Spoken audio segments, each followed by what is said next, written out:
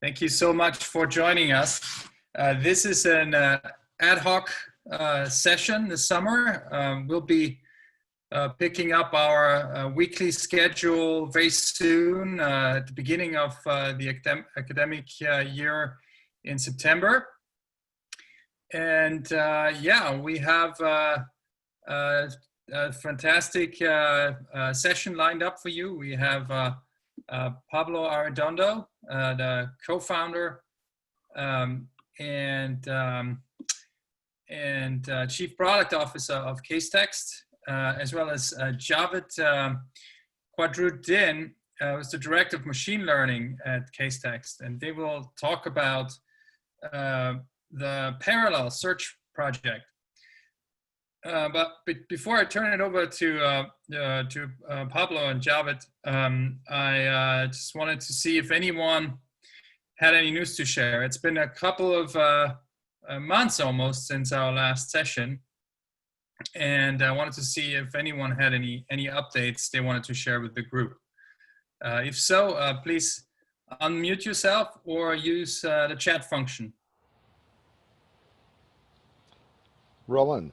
Bruce. Hey, Bruce.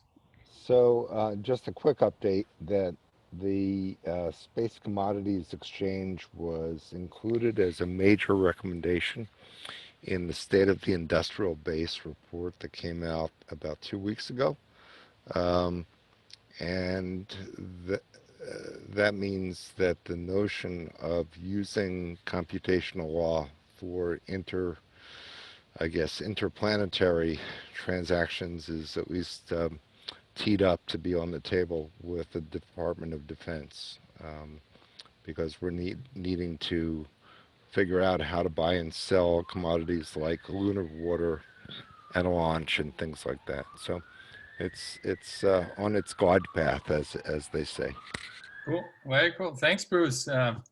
Interesting project for sure. And anyone else who wants to share any news to the group?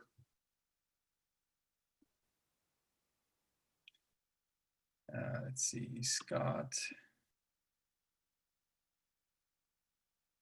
Okay, so Scott's writing that MIT OCW centric World University and School will offer courses via OpenEDX in January 2021. So that's great news too. And law schools to come.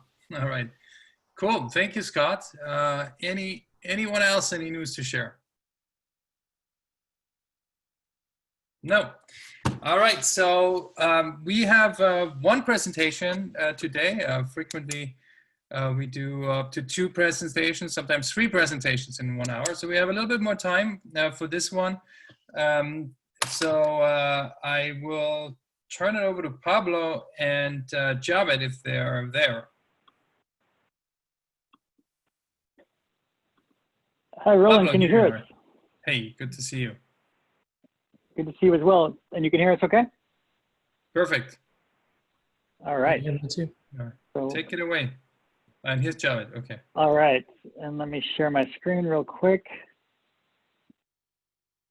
All right, well, it is a very crazy year. There's a lot of things that are very different, but a chance to show new technology to the CodeX folks feels a little bit of normalcy to this crazy time. So we're delighted to be here. My name is Pablo Arredondo. As Roland mentioned, I'm a co-founder and chief product officer at CaseText, and I'm joined by my colleague Javed, who's our director of machine learning. And we're here to show you a new tool that we've been developing that was recently launched into the world.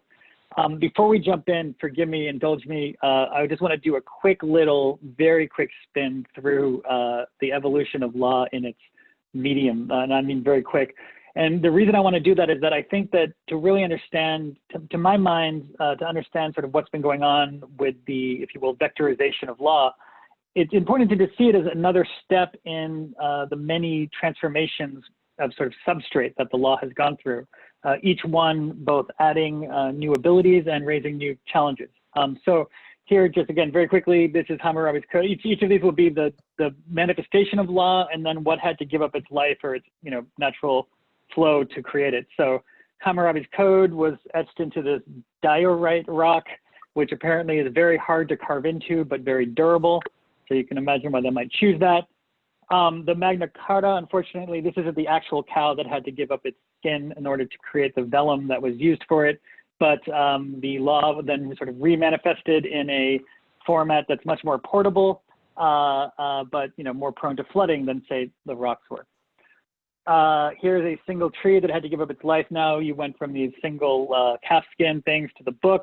This is actually the first, I think the first reporter ever created in America, Kirby's collection of Connecticut decisions.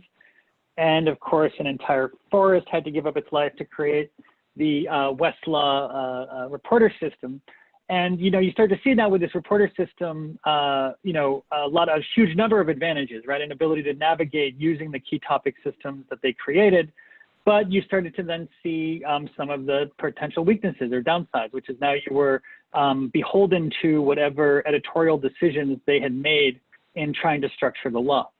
And much better minds than myself have written about sort of what the costs of something like that. And Bob Baring being the guy who I think has written most intelligently about what is gained and lost as you go into a system like Westlaw's Reporter.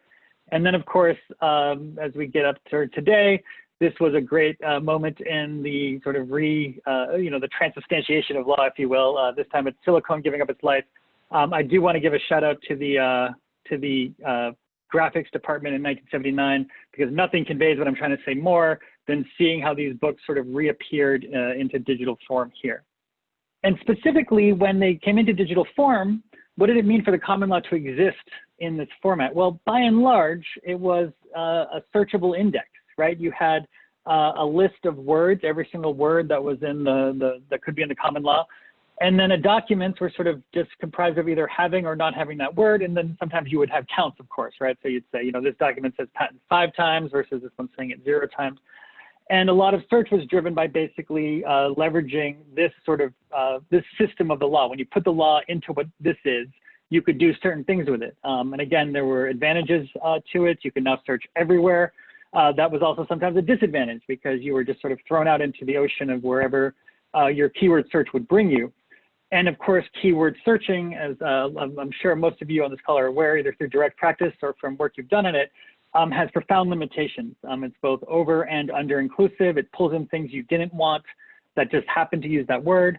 And more dangerously, it omits things that you did want, but that happen to articulate things in a different concept.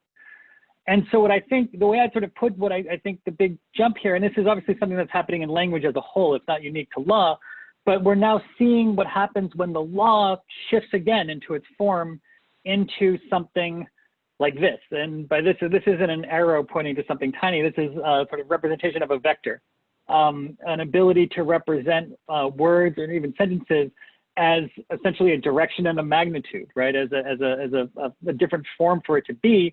This is simply one. Obviously, there's a lot more than one particular vector at work. And even this very complicated, the complex display of it doesn't even do justice to just how complicated it is, because the vectors actually point in more than 3 or 4 dimensions, right? They point into more dimensions than we as humans are used to dealing with. And so, forgive me, I hope it doesn't sound self-aggrandizing to sort of compare what we're about to show you to, the putting into books or putting it onto, paper for the first time. My point only is that really what we're seeing here is putting the common law into a different form, and then inherent in that new form is the ability to do things and also new weaknesses, both of which we'll get into. So thank you for indulging me. I know I'm taking the scenic route to the demo here. So I'm going to, let's see, it's out of here, and we'll go to it. This is parallel search. It's a very Spartan UI here. It also exists in our Compose product. And I'm going to start with this query. McVader's termination of Skywalker for refusal to wear a mask cannot be construed as discriminatory. So right away, one of the differences with parallel search is your input is not a Boolean query. It's not a free-flowing natural language query. It's a complete sentence. This tool was designed to take as an input exactly the kind of sentences that lawyers put in their briefs when they're trying to persuade judges, and often that partners will send some blurry-eyed associate and say, go find support for this principle. I'm sure it's out there.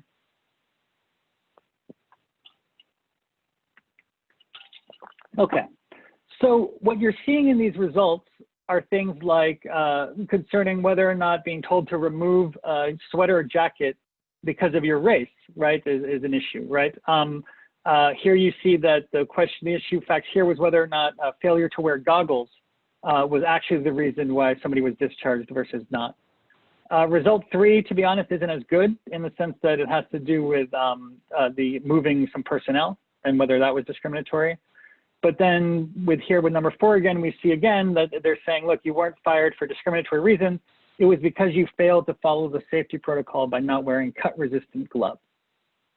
So, for me, I mean, just to go back to this first one for a second, nowhere in here does it say mask. Nowhere in here does it even say discriminatory. But all the lawyers, and sort of basically as humans, we understand that, look, mask versus jacket, the point is that the employee was told to put something on or take something off. And discriminatory versus because of the race, we understand that that's the same concept, merely articulated differently. And so really in terms of, for all the highfalutin stuff about the remanifestation of the law, et cetera, for attorneys, what this means is that they can find cases that they very well could have overlooked because experimentation with different Boolean strings, attempts to try every combination are inevitably going to fail. Or when they don't fail, they take much longer than they should.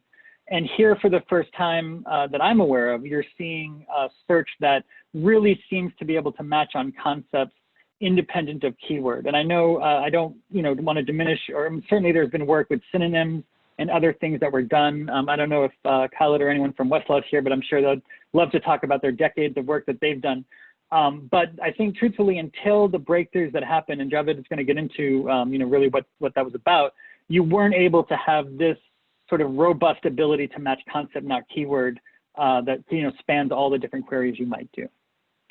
So now let me turn it to audience participation. Would anyone like to say a query, and we'll try it and see if this thing holds up?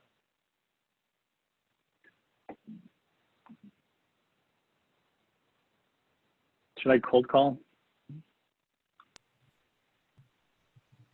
How about our Uber drivers, employees or contractors?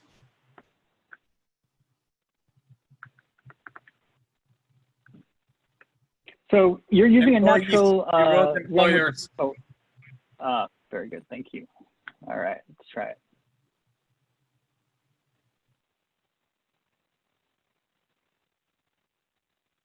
Okay, sometimes literal matches get in the way of what's cool. Employers, drivers. So these are, I think, are relevant matches, Roland. Unfortunately, they're almost too literally relevant, right?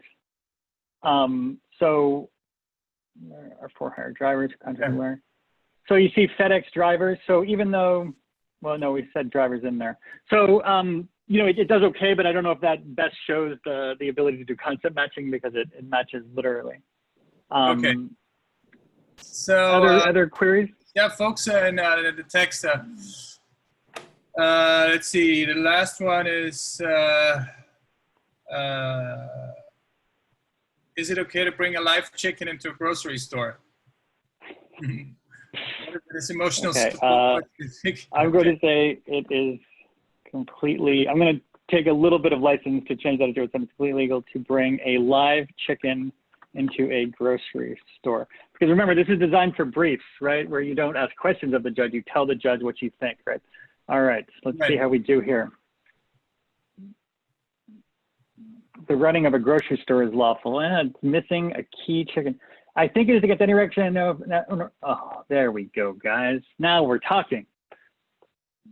No animal or fowl, right? Who said anything about animals or fowl in this query? Well, of course we did when we said chicken. And it's not that we were back in a room trying to come up with every name for chicken that you might come up with and hard coding that into this thing. It's that there's a neural net, there's a set of vectors that have been conditioned in a way to just sort of, if you will, and believe me, I'm really putting the air quotes here, know that chicken and fowl are very similar. Here's another one. So how do courts treat suicide? No, guys, no more questions. Sentences. I want litigator sentences here. Okay. I'll translate it. Just what's the,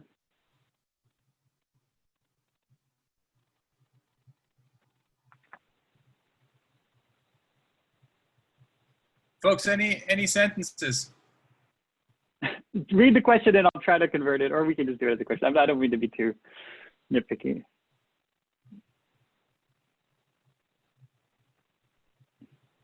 Yeah. How do courts treat sewer service in debt collection cases? How do courts treat, I'm sorry, what? Sewer service. Forgive me, I don't know sewer service. I don't know, Bruce, Spell it. explain. Oh, just spell it and I'll type it out. Yeah, S-E-W-E-R. Oh, okay. You literally meant sewer service. In debt collection? Yeah. All right. All right, Bruce, you're going to have to walk us through this one because this is not an area of law that I know anything about clearly as evidence.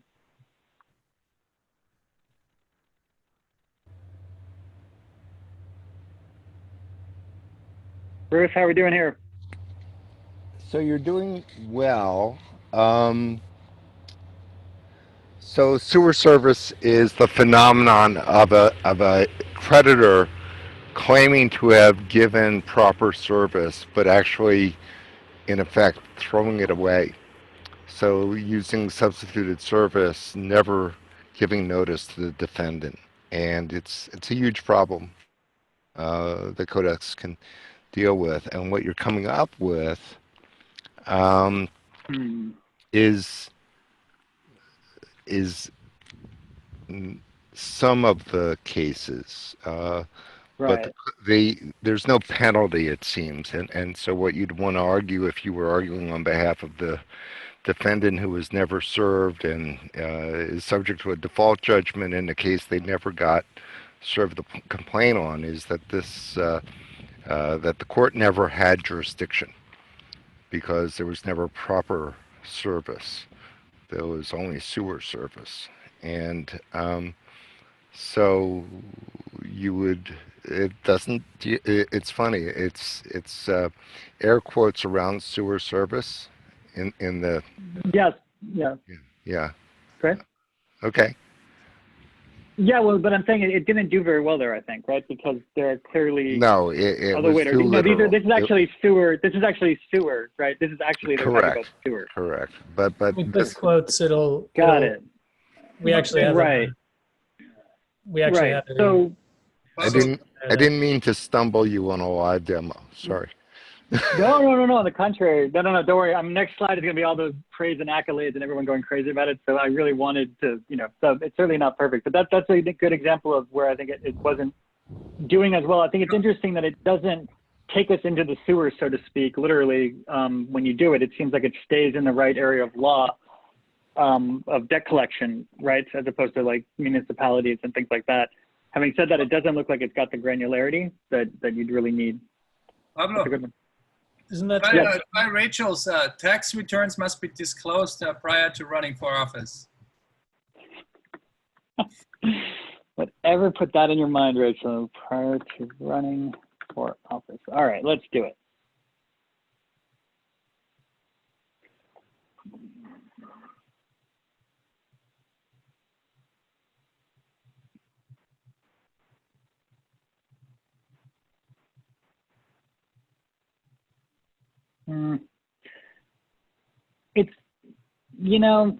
It's not great. I'm not sure how much law there is on that, right?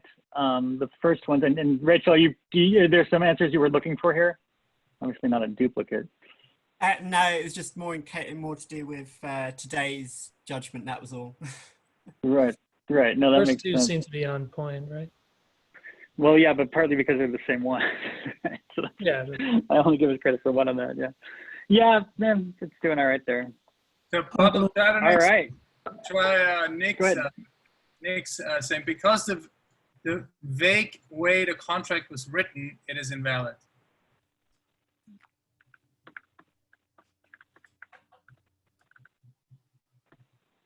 All right.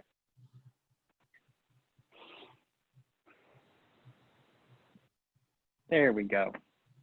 I think. Oh, that's cool. Indefiniteness, Nick, is indefiniteness and vagueness, is that basically legally synonymous? Or are they distinct doctrines?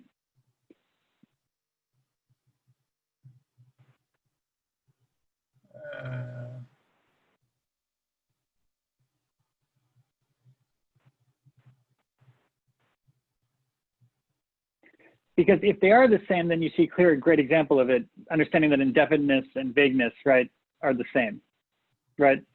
But if those are distinct standards, then you might run into trouble there, right? The rest of these, it's doing okay, but it just seems to be literal matching. So it's not wrong per se, but it's not especially powerful. Could one ask something well, like, guys, what, you'll never take chicken and fowl from us, right? We'll all remember the chicken and fowl query that worked so well, right? could one ask something All right. like, what legal rulings is the recent lift suspension that they can't operate in California based on? I'm sorry? Is that a Could one ask query, or are you asking? Yeah, Okay. could one ask the as a query and get effective results? What legal rulings is the recent lift suspension that they can't operate in California based on? That they can't operate on California. What, please finish. Operate in California based on. Okay. Questions in text as well. Okay, yeah, my screen share, I don't see it. How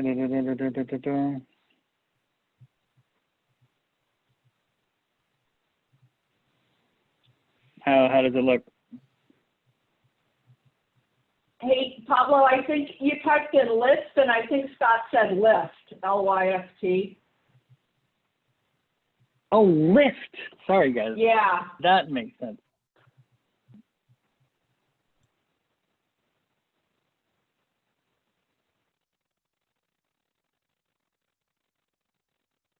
Would have to look closer in the recording.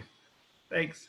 Yeah, I'm not seeing it do particularly well here. I mean, this one, the Uber one, seems to be closer. The way this is, so what it's looking for is similar language. So the way this is phrased is going to give it a hard time. Right. It's sort of, as I was sort of alluding to, we've been doing a few of the ones we've been doing, not to make excuses, of course, have been more sort of generalized questions that maybe would be more of like a chatbot kind of thing. Whereas this was really designed to take sentences that you would appear in a brief itself, right? So like many others have tried and failed to solve the heat problem, further evidencing the non-obviousness of the patent, right? So this is the one from my patent litigator days. One of the things you can do to show that a patent is valid is, look, a lot of people tried to solve this and they couldn't solve it. It says provide a long way. Right, so here you say have tried but failed to solve that problem. So it's getting at the same issue here, although that's a little muddied. We got long-standing need for a solution, and where they finally attempt, and where others have attempted without success. So that's the sort of thing we're talking about, like failed to try, leading, matching with solve the problem without success, right? And then the problem finally solved. So this is an example of one where I think it's doing quite well, actually, and that there's a lot of different ways that you can articulate that people tried really hard to solve something and they failed. And this is grabbing a lot of them, including ones that don't use the specific exact language of the one above. So Pradeep is asking, what happens if these sentences, if you input those sentences into Google?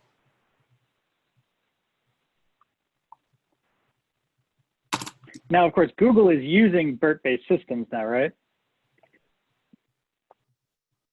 Google is using what? Yeah, see, now in this instance, now we'll try Google Scholar next, right? In this instance, it's confusing. Well, first of all, you see it's getting caught up on radiant heat burner specifically, right? Which understandable, but for a lawyer, you're more like the heat problem is just something unique to your facts, but you really want to, you really are looking for the law that underlies it. Then you see how each of these words is sort of coming out. Now, in fairness to Google, they're not designing their tool to do this, but I don't think these are answers that are anywhere close. While they are patent law they're not really getting at, right, like, one and the certain may not see the identical problem. That's a different thing, right? It's not getting at the secondary considerations, although down here, this one's a good result, I think, for that. Let's try it in Scholar.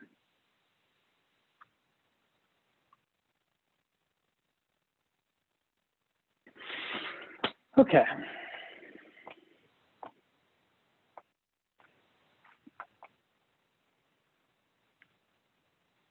The last thing I want to do is get into some sort of search battle with Google, guys. And as Javed's going to get into, a lot of this work stands on the shoulders of great work that Google did in the making a breakthrough. So, but I do think that this maybe evidences a little bit where over-reliance on the keywords without understanding their context can lead you astray. Okay, so a couple of questions from folks. So one from Julie is, how is the use case for this feature different than the use case for Kara? Mm-hmm. And Kara, great question. Oh, yeah, cool. Go ahead. Great question. And the simple answer is they're actually both. Kara, which in case anyone doesn't know, is a tool where you could basically upload a brief or a pleading and turn that into a sort of a mega query to find case law that isn't cited in the brief. And also, you could upload a brief and it will configure the ranking algorithms of the search engine so that it boosts results that are related to your facts and your law. The truth is, I think Kara can be used in conjunction with parallel search. In fact, that's something that we've just been looking at recently, as Javed will talk about when we talk about future direction. They can go hand in hand, but they're both actually trying to solve the same problem, which is how do you retrieve case law without over-reliance on keyword. Kara does it in part by really harnessing the citation graph, right, all the cases that are being cited. But you do sacrifice some granularity when you turn an entire, when you make an entire 30-page brief, the query. And so I think that there's some things that are complementary to each other, and there's some things that I think parallel search is actually much stronger at doing. I frankly, I can't wait to see what Kara looks like when it's working in conjunction with parallel search. But great question. And Pablo, so Eli is asking how dissimilar is parallel search to older versions of semantic searching? I'm going to use that as a chance to segue and hand things to Javed, who I think can give you guys a better answer on that and kind of walk you through a little bit of how we created it. I will say from the legal research side, well, let's let Mark Lemley describe it. Professor Lemley, one of the original faculty members of CodeX, described this tool as head and shoulders above what we've had. And I'm not doing this for just sheer marketing, but just to point out that like the responses we've gotten have suggested that this is qualitatively a better search engine than even good existing tools that we're using what prior to this were state-of-the-art semantic analysis. So with that, let me hand things over to you, Javed. Let's see. All right. Thanks, Pablo. So I'll go through a bit about how the system works, and hopefully that'll answer most of the questions. So as Pablo said, the search we built with parallel search is vector-based. So we take sentences from the law and use a machine learning model to create a vector to represent that sentence. And we then, essentially to do the search, we vectorize the query vector. When somebody puts in a query, we vectorize the query and then find the nearest neighbors to that query in the set of vectors we created for every sentence in the law. And so one way in which this is different from other types of search, including semantic search, is this is entirely vectorized end to end. So at no point does it do any kind of keyword search. A lot of other techniques usually do sort of a two-step process where there's first a keyword-based or word-based search, and then a machine-learned re-ranking. Here we're doing this entirely vector-based end-to-end. In the next slide. Right, so at the way that we generate vectors that do a good job of turning a piece of text into a vector that we can use for search, as we use a type of machine learning model that has gained a lot of popularity over the past few years, called the transformer. And what transformers are really good at is they can operate on natural language, and they're efficient enough that you can train them on truly massive amounts of data. So the number of things you can express with language is so vast that you really, to get a model to perform well, you need to train it on massive amounts of data. And then you can fine tune it. You can take that model that you've trained on massive amounts of data and then fine tune it to different tasks.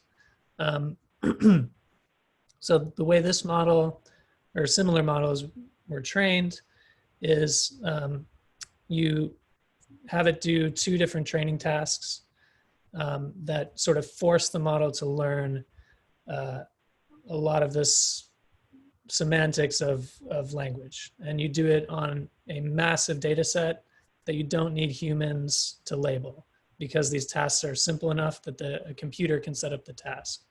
So for example, the first task that it's trained on is the first one you see here. So you take sentences from a corpus of text. In our case, it's the entire common law. You mask out certain words. So you just remove certain words, and you train the model to replace the words with the correct words that were there. So for example, when you start training the model, it might choose, the man went to the parrot, he bought a elephant of milk, right? And then over time, as you train it with millions of examples of these, you train it to actually choose the right words, gallon, store and gallon.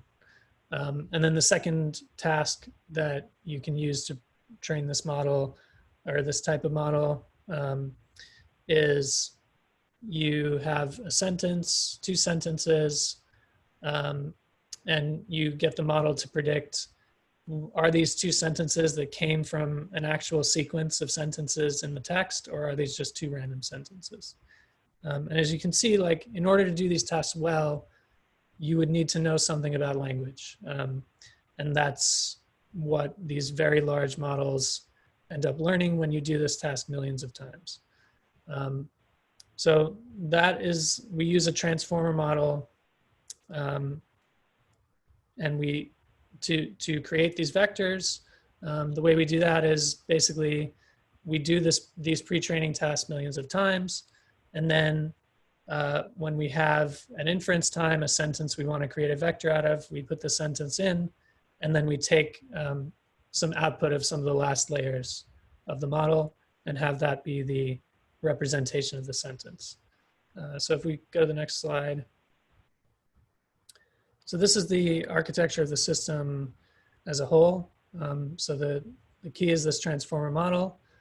So not at runtime, before runtime, we take the entire common law, split it into sentences, run each sentence through the transformer, and store those in a vector nearest neighbor search index, which is just a type of index that makes it easy to quickly find the nearest neighbors of a given vector in a certain space.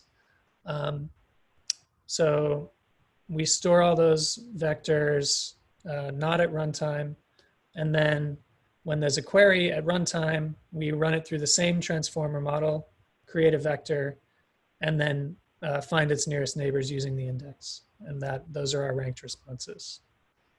So that's how it works at a very high level, very simplified. There are lots of tricks that go into it, including how to get it to scale well. So next. So there are some weaknesses that this type of model still has, or this type of system still has, I should say. So first, we've found that there's definitely bias in this model.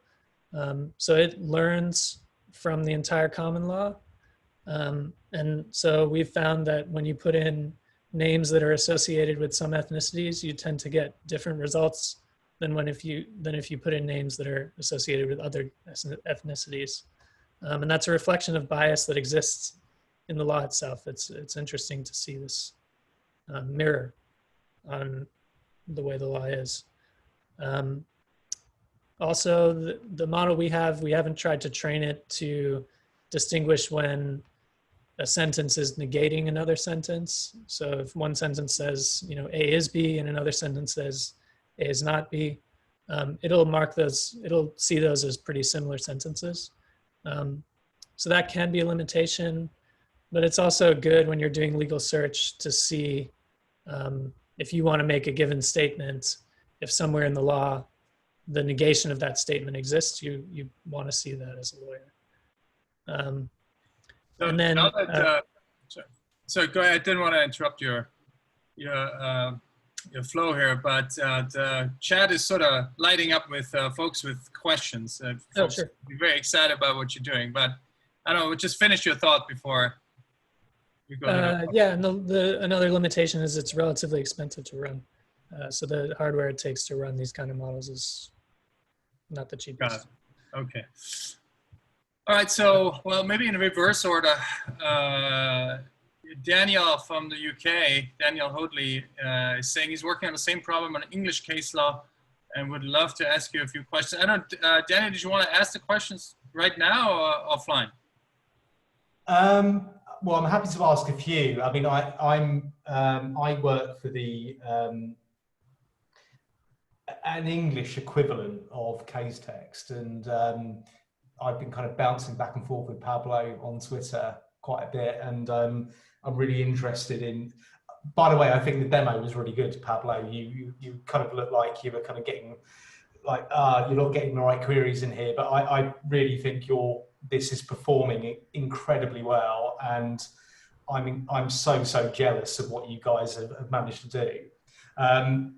And in that vein, I wanted to ask a couple of questions about the approaches and the challenges that you faced, because we're trying to do exactly the same thing with an English law corpus at the moment. So, so as I understand it, what you've done is you've pre-trained a BERT model on the corpus that you hold, and at query time, you're aggregating over the classifier token, and you're using that as the vector to query. I've played with parallels pretty much every day since you launched it on Twitter. And one of the things that's really struck me about it is how fast it is. It's so fast. So my question for Javed is, you've got a huge corpus of sentence vectors. Yeah. How are you storing those vectors so that you can run the query so quickly? Are you quantizing them, or are you sharding over loads of machines? There's some sharding involved. I unfortunately, and sorry to disappoint, like I can't go into too much detail on exactly what we're doing, because you're in England, so you're not really a competitor with us, but some of our competitors are watching this. So unfortunately, I can't give you the exact thing that we're doing to make that work. Could I flip the question the other way, if that's okay? When you were pre-training and you were thinking about this functionality that you're delivering through parallels, what were the biggest challenges that you had to overcome to get to the point where you could release this demo? Yeah, so certainly scaling, I would say scaling was the biggest challenge. And then I guess early on, figuring out the right training objectives was another one. So that's 2. 3, we're right now, so the system works quite well, and like people are happy with it, but it doesn't always have the level of specificity we would want. So sometimes it's kind of hit or miss, right? Like sometimes it does absolutely great with a certain query, and then sometimes it'll get you in the right ballpark, but we know there's actually a better sentence that could be found. And it's picking up on the right ballpark, but there's like a single word in there sometimes, or a single phrase that's actually really, really important to the lawyer. And as lawyers, we know that, but the system just doesn't understand that particular phrase is critical. That's the biggest challenge we're facing right now, and we haven't quite solved. But we're working on it. I think a part of that is, we're working on that problem right now. Okay, Javed. So Lance is asking if you explored GPT-3. Yeah, we have. We've worked with OpenAI a good amount, and you can't base this system on GPT-3 because they won't give out the full vectors. Like you can't actually get full vectors out of GPT-3 with OpenAI's current API. They have some APIs that are helpful, but it's you can't build a system like this with their model right now, because they basically won't give enough access to it to do that. Yeah, and Nayan's asking, did you have any luck with pre-trained legal embeddings? Like word embeddings? I assume it must be legal word embeddings, I assume. Yeah. There are a few like LexNLP and LawToWec, which are trained on OpenEdgar. So I was wondering if you tried those out as well. So we tried word embeddings for a much earlier attempt at doing this, and it was Word2Vec trained on our whole corpus. So I haven't used the ones that you mentioned. Maybe they'd be better.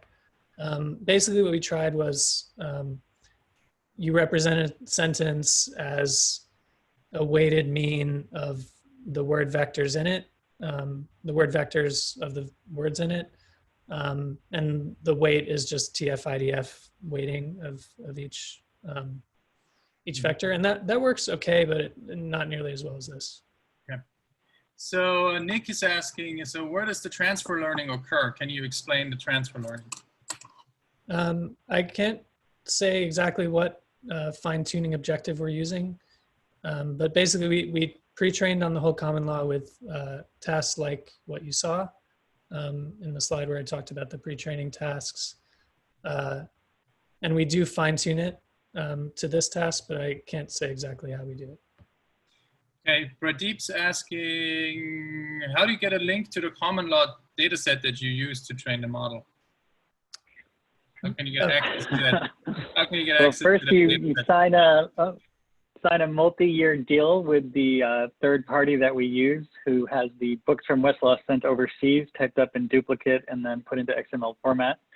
No, but truthfully, our data sources for case text are from a private company that has decades of experience sort of creating this.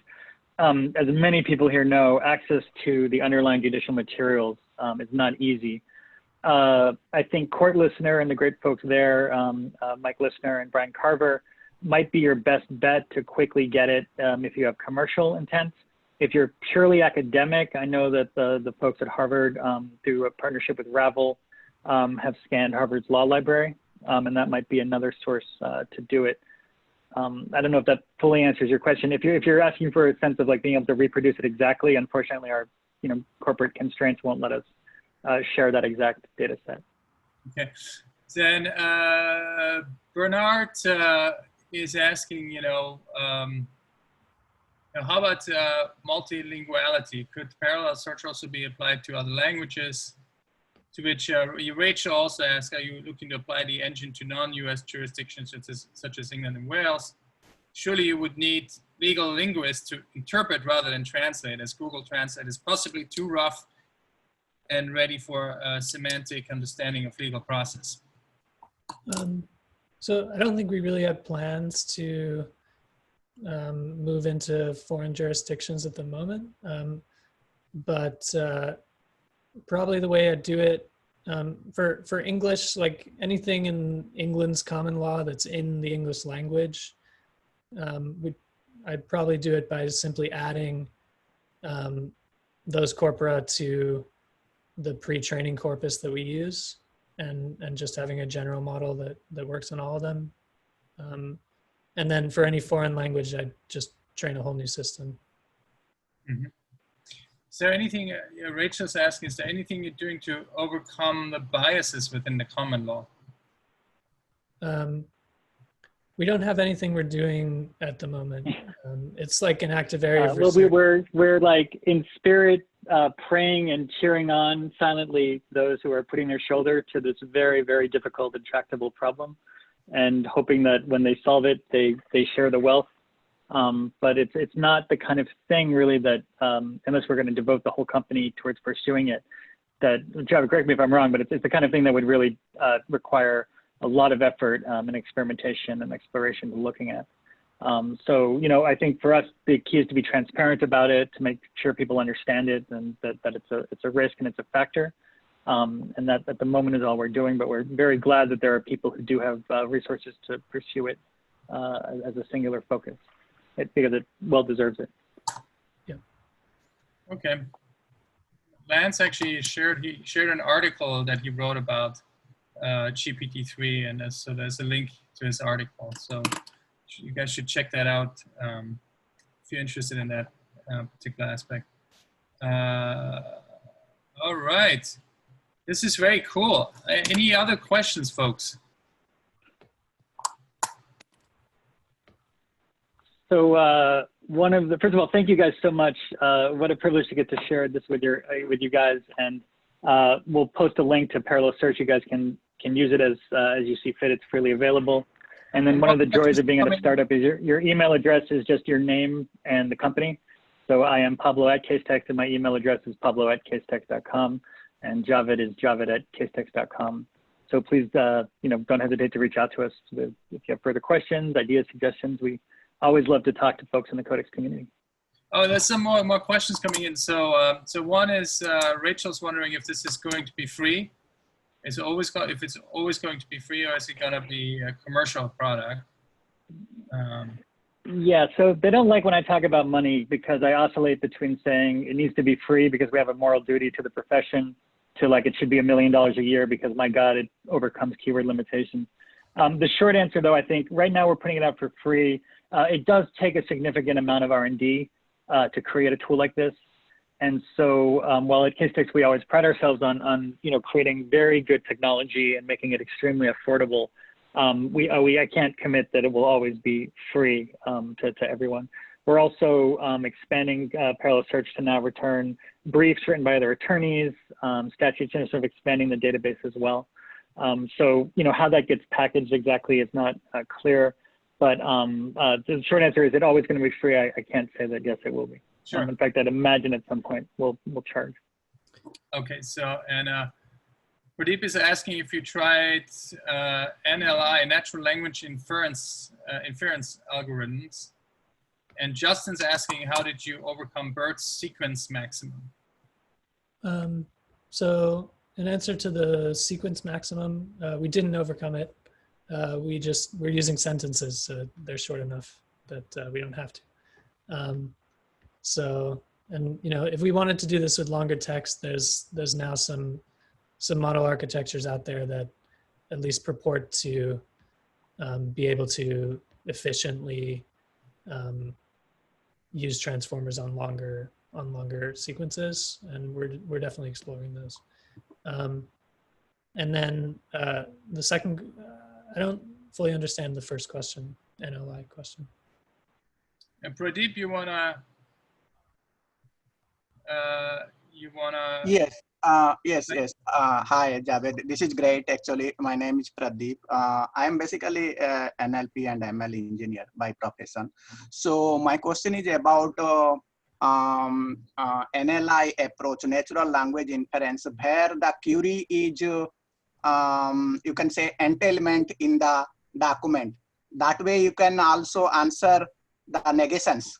So natural language inference using the same transformer technology, but it is a little bit different than, but here it requires a supervised algorithm, so probably. So it says a hypothesis and a premise, and then applying NLI on top of it. Did you try that kind of approach? I don't think so. I guess I'm still not fully understanding what you're asking, though. Because the query, when you are translating into a vector space, right? Yeah. So whether that query is a contradiction, there are three things happen. It can be a contradiction, or it can be entailment, or it can be neutral. I see what you're saying. No, we didn't train that way. Maybe we could, but I can't. Our intern, Javed, exactly our intern from Canada, wasn't he working on that? I'm trying to remember. I think we had a summer intern who was talking to us about that stuff. Maybe we need to take another look at it. Anyway, I can't. And Daniel, I see you say, Daniel says I have loads more questions. Daniel, we're going to give you a special VIP conversation. Thank you very much. Because I believe you are sincere when you say that. So absolutely, write me offline and we'll set that up. Yep. Debo has a question. Is there any more data or information? Go ahead. Well, yeah, of course. I mean, if the courts would make their information available, there's a huge number of things we could do with it. That's a whole other talk, to be honest. But the short answer is yes. And the efforts that are going on right now to reduce PACER fees will certainly help to the extent they're successful. I know there've been some wins. It's not clear how much that will translate to actually reduced fees. But absolutely, there's more information from courts that we think could improve things, especially docketing and things like that, docket information. Cool. Well, excellent. So if there are no more questions, so it seems like Daniel's going to get a special session with you guys. I want to thank you both. I mean, you guys keep trailblazing. You're really pushing forward innovation in the space, and it's always so exciting to see what you're working on, and it's a real pleasure to have you share this with the group. And to everyone in the group, thanks for all the very interesting questions. I think it was a really interesting session today, and as more people kind of throwing in some questions, and we still have a little bit of time, so maybe we don't close it just yet.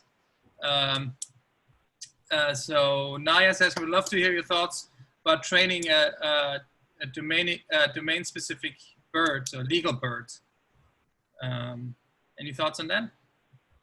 Yeah, if you do it with BERT base, it doesn't actually take that long. The common law is big, but not that big. And you can use Google TPUs, and it doesn't take all that long, or it's easier than you think. Yeah. Okay.